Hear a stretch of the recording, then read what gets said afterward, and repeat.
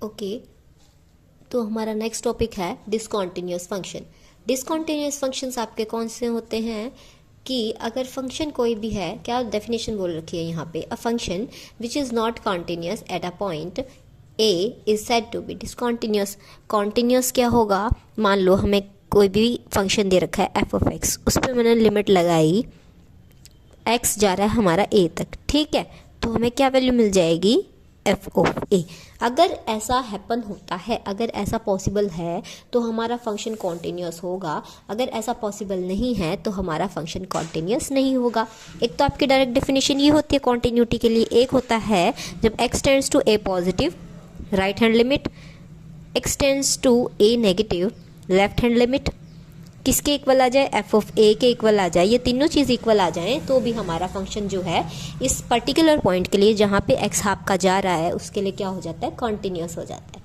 ठीक है, कॉन्टिन्यूटी की आपको पता चल गई डेफिनेशन क्या होता है, किसी भी फंक्शन पे जिस पॉइंट तक वो जा रहा है वो लिमिट लगाने के बाद वही वैल्यू हमें मिल जाती है, मतलब उस फंक्शन में उस वैल्यू को पुट करके हमें कोई पर्टिकुलर वैल्यू मिल जाती है, तो उस टाइम पे वो फंक्शन उस पॉइंट के लिए क्या होगा, कॉन्टिन्यूअस होगा। ये दोनों फंक्शंस की डेफिनेशन थी कॉन्टिन्यूअस फंक्शंस की।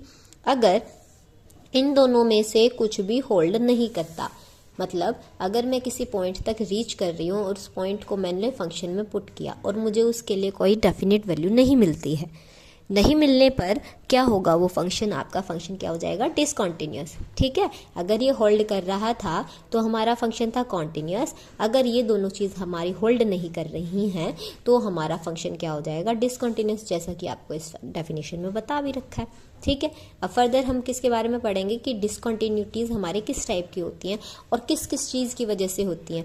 यहाँ 3 पॉइंट्स डिस्कस कर रखे हैं, उन पॉइंट्स के बेसिस पे हमारे पास जो डिफरेंट टाइप्स ऑफ डिसकंटिन्यूटीज है उनको हम क्या करेंगे, रीड आउट करेंगे यहाँ पे। ठीक है, तो a function can be discontinuous at a point A, एक फंक्शन एक पॉइंट पे डिसकंटिन्यूअस हो सकता है because of any one of the following reasons. यहाँ पे फॉलोइंग जो मतलब नीचे दिए गए रीजंस हैं, इन तीनों में से एक की वजह से, एक हो दोनों हो, ये रीजंस हैं मेनली जिस पे डिपेंडेंट हमारे पास डिफरेंट टाइप्स की कॉन्टिन्यूटीज़ क्या होती हैं, कैटेगराइज्ड होती हैं।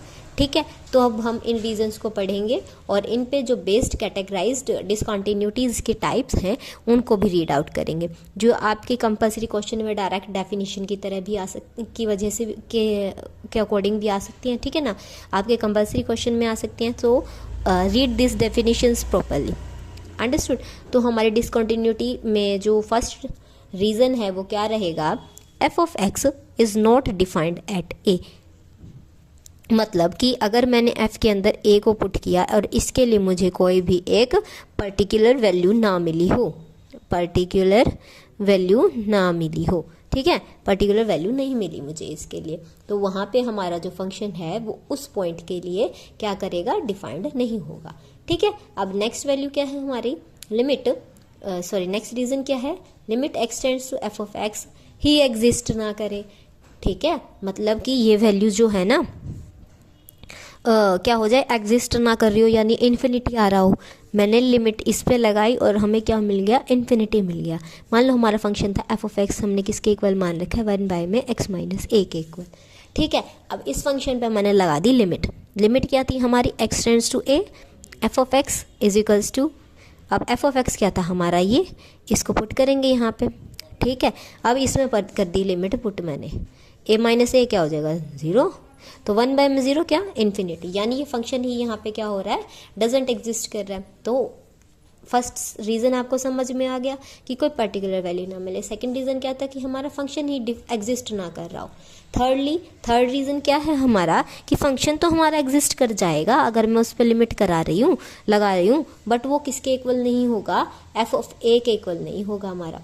ठीक है ना, यानी या तो डिफाइंड ही ना हो, फर्स्ट रीज़न। सेकंड रीज़न कि फंक्शन एग्जिस्ट ही ना कर रहा हो।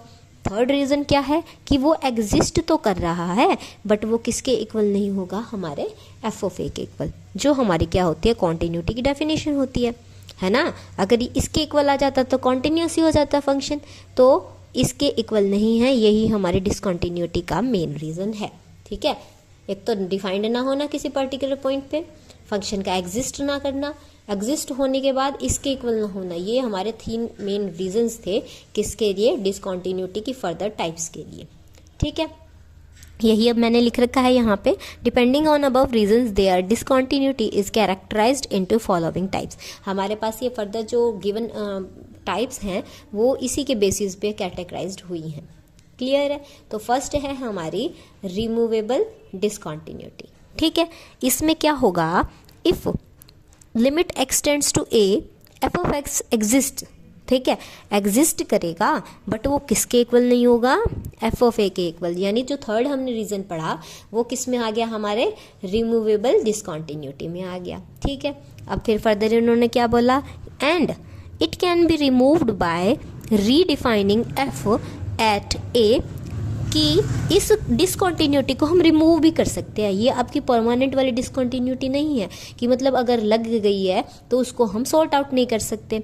इस टाइप की डिसकंटिन्यूटी को हम सॉल्व भी कर सकते हैं। ठीक है, किस तरह से, ये यहाँ पे इन्होंने डिफाइन भी कर रखा है, by redefining F at A so that F of A becomes equals to this, कि मतलब उसमें कुछ ऐसा चेंज करते हैं पॉइंट ए के रिगार्डिंग कि जो हमारा फंक्शन था ना, ये लिमिट लगाने पे किसके इक्वल आ जाए, एफ ऑफ ए के इक्वल आ जाए। ठीक है, तो एग्जाम्पल्स भी आपको पता होने चाहिए हर एक डिसकंटिन्यूटी का। ठीक है ना, तो यहाँ पे क्या रहेगा, इसका रिमूवेबल का क्या हो जाएगा, ये हो जाएगा साइन एक्स बाय में एक्स, या आप यहाँ पे डायरेक्ट ये भी लिख सकते थे, एक्स माइनस ए है ना, जैसे यहाँ पे मैंने ले रखा है, यहाँ पे हो सकता था साइन एक्स बाय में X if X not equals to 0 and 0 if and only if X is equals to 0, ये भी हमारा फंक्शन बन सकता था। आप इन दोनों फंक्शंस में से कोई भी याद कर सकते हैं, दोनों ही हमारे किसके लिए होंगे, रिमूवेबल डिसकंटिन्यूटी के लिए। ठीक है, इसमें क्या था कि फंक्शन एग्जिस्ट करेगा बट किसके इक्वल नहीं होगा, एफ ऑफ ए के इक्वल। इसको हम रिमूव भी कर सकते हैं, कैसे करेंगे कि एफ को ए पे दोबारा डिफाइन कर दें, किस तरह से कि ये जो फंक्शन है ना, ये हमारा किसके इक्वल आ जाए, एफ ऑफ ए के इक्वल। ये थी हमारी first kind of discontinuity, means to say removable discontinuity, क्योंकि फर्स्ट काइंड की हमारी डिफरेंट टाइप की डिसकंटिन्यूटी होती है। ठीक है, let's move to the next discontinuity type. Next type है हमारी discontinuity of first kind. A function F is said to have a discontinuity of first kind at A, मतलब जिस लिमिट तक जा रही है उस पॉइंट पर डिसकंटिन्यूटी ऑफ फर्स्ट काइंड किस तरह से बताई जाएगी, अगर if both limit extends to A positive F of X, मतलब राइट हैंड लिमिट के बारे में बात हो रही है यहाँ पे। ठीक है, एक तो right hand limit, and limit extends to A negative F of X, यानी यहाँ क्या हो गया, हमारी लेफ्ट हैंड लिमिट।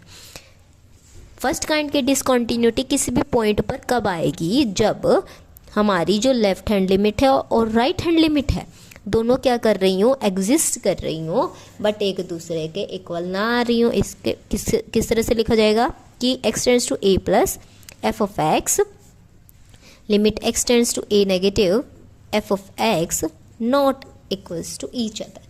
ठीक है, अगर ये दोनों क्या है, एग्जिस्ट कर रही हैं, मतलब कि हमें कोई फाइनाइट वैल्यू मिल रही है इसके लिए और दोनों की वैल्यू क्या हो, सेम ना आ रही हो, उस टाइम पे हम डिसकंटिन्यूटी को किस टाइप की कहेंगे, डिसकंटिन्यूटी ऑफ फर्स्ट काइंड। ठीक है, अब नेक्स्ट है, क्या बताया इन्होंने, इसी का सब पार्ट है ये।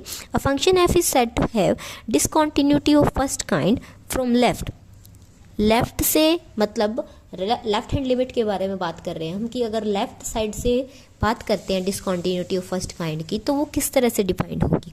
वहाँ पे जो ए नेगेटिव यानी लेफ्ट हैंड लिमिट है ना, वो तो हमारी एफ ऑफ ए के इक्वल नहीं होगी जब डिसकंटिन्यूस होगा किस साइड से, लेफ्ट साइड से। डिसकंटिन्यूस होगा कहाँ से, लेफ्ट साइड से, तब लेफ्ट साइड एफ ऑफ ए के इक्वल नहीं होगी, राइट साइड होगी सिर्फ इक्वल। अगर राइट हैंड साइड से वो क्या है, डिसकंटिन्यूस है, राइट हैंड साइड से अगर डिसकंटिन्यूस है तो वो राइट के इक्वल ना होके किसके इक्वल होगी, लेफ्ट के इक्वल होगी। क्लियर है, डिसकंटिन्यूटी ऑफ फर्स्ट काइंड भी आपको समझ में आ गया होगा, discontinuity of first kind from left भी आपको क्लियर हो गया होगा, and discontinuity of first kind from right भी आपको क्लियर हो गया होगा। ये था हमारा next type, discontinuity of first kind. Next है हमारी डिसकंटिन्यूटी ऑफ सेकंड काइंड। इसमें क्या है, a function f is said to have a discontinuity of second kind from left or right मतलब दोनों से सिंगल डिसकंटिन्यूटी सेकंड काइंड के बारे में बात कर सकते हैं, लेफ्ट और राइट दोनों के बारे में बात कर सकते हैं। क्या होगा, according as left hand limit and right hand limit दोनों ही क्या करेंगी, एग्जिस्ट नहीं होंगी। यहाँ एटलीस्ट एग्जिस्ट तो कर रही थी हमारे लिमिट्स और इक्वल नहीं थी, यहाँ क्या होगा आपकी, वो लिमिट्स एग्जिस्ट ही नहीं करेंगी, यानी दोनों ही वैल्यू हमें कोई भी एक फाइनाइट वैल्यू नहीं देंगी। ठीक है, ना राइट हैंड लिमिट से मिलेगी ना हमें लेफ्ट हैंड लिमिट से मिलेगी। क्लियर है, 3 डिसकंटिन्यूटीज कर चुके हैं हम। हमारी फर्स्ट थी removable discontinuity, secondly discontinuity of first kind, thirdly discontinuity of second kind. Next है हमारी मिक्स्ड डिसकंटिन्यूटी। मतलब मिक्स्ड का मतलब है, आपको पता ये सब कुछ मिक्स हुआ है ना, मिश्रण बनाया हुआ किसी चीज़ का। मिक्स्ड डिसकंटिन्यूटी हमारी कैसे डिफाइन कर रखी है इन्होंने, if a function has a discontinuity of second kind on one side. ठीक है, फंक्शन हमारा किस तरह से डिफाइंड होता है, limit extends to A F of X किसके इक्वल हो गया, एफ ऑफ ए, इसको ए पॉजिटिव लिख दो और दूसरे को हम लेके चलते हैं extends to A negative F of X. ठीक है, तो हमारी मिक्स्ड की डिसकंटिन्यूटी में क्या है, इन्होंने क्या बोला, एक साइड में तो क्या हो जाए, सेकंड काइंड की डिसकंटिन्यूटी आ जाए, मतलब ये वाली आ जाए, और एक साइड में क्या हो जाए, ऑन द अदर साइड, दूसरी साइड में क्या हो जाए, on the other side it may be continuous और may have discontinuity of first kind. कहने का यह तात्पर्य है इस लाइन का कि या तो आपकी एक साइड से सेकंड काइंड की डिसकंटिन्यूटी आ जाए। ठीक है, मान लो इधर आ रही है हमारी सेकंड काइंड की डिसकंटिन्यूटी और जो दूसरी साइड है ना वो हमारी कॉन्टिन्यूस भी हो सकती है, उसके पास चॉइस है, आइदर कॉन्टिन्यूस भी हो सकता है और डिसकंटिन्यूटी हो सकती है किस टाइप की, फर्स्ट काइंड की। ठीक है, ये हमारी मिलके क्या बनाएंगी, हमारी मिक्स्ड डिसकंटिन्यूटी। क्या बोला कि एक साइड तो सेकंड काइंड की डिसकंटिन्यूटी आ जाएगी, दूसरी साइड में इसके पास चॉइस है, आइदर कॉन्टिन्यूस भी हो सकता है और डिसकंटिन्यूटी आ सकती है किस काइंड की, फर्स्ट काइंड की। तब हमारी क्या होगी, कौन सी डिसकंटिन्यूटी होगी, मिक्स्ड डिसकंटिन्यूटी होगी। क्लियर है। नेक्स्ट लास्ट जो टाइप है हमारी वो क्या है, इनफाइनाइट डिसकंटिन्यूटी। इसमें हमारा क्या है, फंक्शन इफ आइदर लिमिट यानी राइट हैंड लिमिट जो है, limit extends to A plus F of X, और लेफ्ट हैंड लिमिट यानी limit extends to A negative F of X is infinitely large, मतलब इनफाइनाइट वैल्यू दे रहे हैं दोनों ही। ठीक है, तो उस टाइम पे then point A is said to be a point of infinite discontinuity.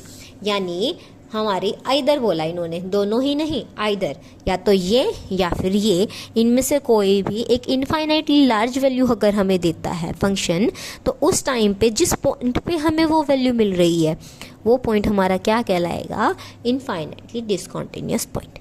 Clear है। क्या था इनफाइनाइट डिसकंटिन्यूटी में, आइदर है, बोथ नहीं है। आइदर का मतलब क्या होगा, या फिर ये दो चीज़ हैं। आइदर किस लिए होता है, टू थिंग्स का कंपैरिजन करने के लिए होता है। अब दो यहाँ पे क्या है, एक तो राइट हैंड लिमिट है, एक लेफ्ट हैंड लिमिट है। अब इन दोनों में से कोई एक क्या दे आपको, इनफाइनाइट वैल्यू दे, उस टाइम पे हमारी किस काइंड की डिसकंटिन्यूटी आएगी, इनफाइनाइट डिसकंटिन्यूटी। इसके लिए यहाँ पे एक एग्जाम्पल भी लिख रखा है। ठीक है, तो एग्जाम्पल्स भी आपको थोड़े ध्यान में रखने पड़ेंगे। अगर आपको एग्जाम में डेफिनेशन आ जाती है, उसके साथ अगर आप एग्जाम्पल भी लिखेंगे, वो ज़्यादा स्कोरिंग होगा, आपके लिए ज़्यादा बेनिफिशियल होगा। क्लियर है। नेक्स्ट है हमारा अलजेब्रा ऑफ कॉन्टिन्यूस फंक्शन। इसमें जैसे हमने पीछे कॉन्टिन्यूस फंक्शंस के बारे में थोड़े और वो किए थे ना, मतलब लिमिट्स के बारे में पढ़ा था, है ना, कि फंक्शन अगर एफ एल लिमिट दे रहा है और जी हमें कोई डिफरेंट लिमिट दे रहा है, अगर हम फंक्शंस का सम करेंगे तो लिमिट्स का भी सम होगा। फंक्शंस की सब्सट्रैक्शन होगी तो लिमिट्स की भी सब्ट्रैक्शन होगी। ठीक है ना, मल्टीप्लिकेशन हुई थी तो मल्टीप्लिकेशन हो रही थी लिमिट्स की भी। सिमिलरली अब यहाँ पे कॉन्टिन्यूस फंक्शंस के बारे में है। ठीक है, क्या बता रखा है, if function F and G be continuous at A, दोनों फंक्शंस कॉन्टिन्यूस हैं हमारे पॉइंट ए पे, तो हमारे पास फर्दर ये रिजल्ट्स होंगे। क्या क्या रिजल्ट्स हैं, इन रिजल्ट्स को आपको याद रखना है, और जब आपके जो न्यूमेरिकल्स हों उनमें यूज़ हो, उनमें आप डायरेक्टली इनको यूज़ करेंगे। ठीक है, तो क्या क्या रिजल्ट्स हैं, अगर दो फंक्शन हैं दोनों सेम पॉइंट पे कॉन्टिन्यूस हैं तो उनका सम भी कॉन्टिन्यूस होगा। ठीक है, फर्स्ट क्या था, उनका सम भी कॉन्टिन्यूस होगा। ठीक है, सेकेंडली उनका सब्ट्रैक्शन भी कॉन्टिन्यूस होगा। ठीक है ना, फंक्शन दो कॉन्टिन्यूस है एक पर्टिकुलर पॉइंट पे तो दोनों का सब्ट्रैक्शन भी क्या होगा, कॉन्टिन्यूस होगा। किस पे, उसी पॉइंट पे जिस पे दोनों पॉइंट फंक्शंस क्या थे, कॉन्टिन्यूस थे। थर्डली अगर दोनों फंक्शंस कॉन्टिन्यूस हैं तो अगर उनमें से एक भी फंक्शन, ठीक है, तो जो एक फंक्शन उठा ले इसमें से और उसकी किसी स्केलर से मल्टीप्लाई कर दूं मैं, तो वो कंप्लीट भी हमारा क्या हो जाएगा, कॉन्टिन्यूस होगा उसी पर्टिकुलर पॉइंट पे जिस पे वो फंक्शंस कॉन्टिन्यूस थे। ठीक है, उनका सम कॉन्टिन्यूस, उनका एडिशन कॉन्टिन्यूस, उनकी सब्ट्रैक्शन कॉन्टिन्यूस। थर्डली अगर किसी स्केलर से मल्टीप्लाई कर दिया तो उसके साथ भी वो मिलके क्या बना देगा, एक कॉन्टिन्यूस फंक्शन। ठीक है, फोर्थली हमारे पास क्या है, दोनों फंक्शन कॉन्टिन्यूस, दोनों की प्रोडक्ट भी कॉन्टिन्यूस। ठीक है, दोनों फंक्शन कॉन्टिन्यूस, दोनों का डिवीजन भी कॉन्टिन्यूस होगा। ठीक है, यहाँ पे पॉइंट में दिखा रखा है कि दोनों कॉन्टिन्यूस थे, दोनों का डिवीजन भी कॉन्टिन्यूस हो गया। बस एक यहाँ पे एक एक्सेप्शन आ जाता है कि जो डिनोमिनेटर है ना वो हमारा उस पॉइंट पे अगर मतलब जिस पॉइंट पे कॉन्टिन्यूस है ना उसको मैं फंक्शन में पुट कर दूं तो वो नॉट इक्वल्स टू ज़ीरो आना चाहिए। ये हमारी क्या है, एक कंडीशन है जब हम डिवीजन के बारे में बात कर रहे होंगे, ताकि एक हमें फाइनाइट वैल्यू मिले, इनफाइनाइट ना मिले। इनफाइनाइट मिल जाएगी तो वहाँ पे इनफाइनाइट डिसकॉन्टिन्यूटी आ जाएगी, वो कॉन्टिन्यूस रहेगा ही नहीं। ठीक है, क्लियर है आपको कि अगर डिवीजन में अगर फंक्शंस कॉन्टिन्यूस है, उनका डिवीजन भी कॉन्टिन्यूस है, तो एक कंडीशन क्या होगी कि जो डिनोमिनेटर है वो किसके नॉट इक्वल होना चाहिए, ज़ीरो के नॉट इक्वल। ठीक है, फंक्शन कॉन्टिन्यूस था तो उसका रेसिप्रोकल भी कॉन्टिन्यूस होगा। बस क्या कंडीशन हो जाएगी कि जो फंक्शन है उसका रेसिप्रोकल में जो डाउन साइड यानी डिनोमिनेटर में फंक्शन बन जाएगा जब रेसिप्रोकल करने पे, वो किसके नॉट इक्वल्स टू होना चाहिए, ज़ीरो के। ठीक है, फिर फंक्शन कॉन्टिन्यूस था तो उसका मॉडुलस भी कॉन्टिन्यूस होगा। ठीक है, एफ कॉन्टिन्यूस था ए पे, जी कॉन्टिन्यूस है एफ ऑफ ए पे। ठीक है ना, एफ कॉन्टिन्यूस मतलब डेफिनेशन लगा के बताते हैं कि लिमिट एक्स टेंड्स टू ए था, एफ ऑफ एक्स ने हमें क्या दे दिया, एफ ऑफ ए पे। जब एफ कॉन्टिन्यूस था ए पे तो ऐसा हुआ। ठीक है, अब क्या बोला कि जी कॉन्टिन्यूस है किस पे, एफ ऑफ ए पे, तो लिमिट एक्स कहाँ जा रही है, एफ ऑफ ए पे जा रही है। ठीक है, कहाँ, जी ऑफ एक्स में, जी ऑफ एक्स है यानी एक्स की जगह अब हमारा क्या होगा, एफ ऑफ ए। एफ का कॉन्टिन्यूस था ए पे तो ऐसा हुआ, जी कॉन्टिन्यूस था एफ ऑफ ए पे तो ऐसा हुआ। तो इन दोनों की प्रोडक्ट मतलब जी ओ एफ, ये प्रोडक्ट नहीं है, इसे क्या कहलाती है, हमारा कंपोजिट फंक्शन कहलाती है। ठीक है ना, किस तरह से, जी ऑफ एफ। तो ये क्या है, कॉम्पोजिटिव फंक्शन, यानी एक फंक्शन उस पॉइंट पे कॉन्टिन्यूस हो जाए, दूसरा जिस पॉइंट पे वो कॉन्टिन्यूस बन के आया है वो उस पे कॉन्टिन्यूस हो जाए, तो उन दोनों फंक्शंस का कॉम्पोजिट फंक्शन क्या हो जाएगा, उस पॉइंट के ऊपर कॉन्टिन्यूस हो जाएगा। ठीक है ना, ये हमारा किस तरह से डिफाइन हो रखा है, ये वही देखो मैंने डेफिनेशन लगाई, यहाँ पे किस चीज़ की लगा दी, एफ कॉन्टिन्यूस था, यहाँ जी कॉन्टिन्यूस था इस पे, तो इन्होंने क्या बोला कि जी ऑफ एफ भी कॉन्टिन्यूस होगा। ये भी आपको मैं प्रूव करके दिखा देती हूँ। जी ऑफ एफ को हम किस तरह से लिख सकते हैं, जी एफ ऑफ एक्स, इस तरह से लिखा जाएगा ना, limit x tends to a, x tends to a put करने पे हमें क्या वैल्यू मिल जाएगी, देखेंगे यहाँ पे क्या हो जाएगा, लिमिट एक्स टेंड्स टू ए, तो ये क्या हो जाएगा, जी एफ ऑफ ए, ये वही वैल्यू मिल गई ना। ठीक है, इसके इक्वल आ गई है वैल्यू, यानी ये कॉन्टिन्यूस था, ये इस पे कॉन्टिन्यूस था, तो इसका कंपोजिट फंक्शन भी हमारा क्या हो जाएगा, कॉन्टिन्यूस होगा। क्लियर है, क्या क्या करे हैं हमने, एडिशन कॉन्टिन्यूस हो गया है, सब्ट्रैक्शन कॉन्टिन्यूस हो गया है। थर्डली हमारी अगर मैं किसी स्केलर से मल्टीप्लाई कर देती हूँ किसी भी कॉन्टिन्यूस फंक्शन की तो वो भी कॉन्टिन्यूस होगा। मल्टीप्लिकेशन कॉन्टिन्यूस दोनों फंक्शन की, दोनों फंक्शंस का division continuous, but denominator not equals to zero होना चाहिए। फंक्शन कॉन्टिन्यूस, उसका रेसिप्रोकल भी कॉन्टिन्यूस, उसका मॉडुलस भी कॉन्टिन्यूस होगा, उन दोनों का कॉम्पोजिट फंक्शन भी कॉन्टिन्यूस होगा। ठीक है, नेक्स्ट क्या है, कोई भी कांस्टेंट फंक्शन भी हमारा क्या होता है, कांस्टेंट फंक्शन कॉन्टिन्यूस होता है, complete universal set real numbers पे। ठीक है, कांस्टेंट फंक्शन भी कॉन्टिन्यूस होता है और पॉलिनॉमियल भी कॉन्टिन्यूस होता है। ये हमारे क्या थे, इंपॉर्टेंट रिजल्ट थे दोनों, ये आपके मोस्टली यूज होते ही होते हैं कि आपको कोई भी फॉर्मूला मतलब स्टेटमेंट गिवन होगी, उसमें आपको ये बोल दिया जाएगा कि आप इस फंक्शन को कॉन्टिन्यूस प्रूव कीजिए। वहाँ पे आप इसका कंसेप्ट लगा के क्या बता सकते हैं कि हमारा पॉलिनोमियल भी कांस्टेंट, पॉलिनोमियल फंक्शन भी कॉन्टिन्यूस होता है और कांस्टेंट फंक्शन भी कॉन्टिन्यूस होता है। तो उससे इन दोनों रिजल्ट्स की हेल्प से हमारा जो कॉम्पोजिट फंक्शन है वो भी हमारा क्या हो जाएगा, कॉन्टिन्यूस फंक्शन। तो ये रिजल्ट थे, ये रिजल्ट करने आपके नेसेसरी हैं। तो रिजल्ट्स को माइंड में रखते हुए आगे फर्दर हम एग्जाम्पल सॉल्व करेंगे।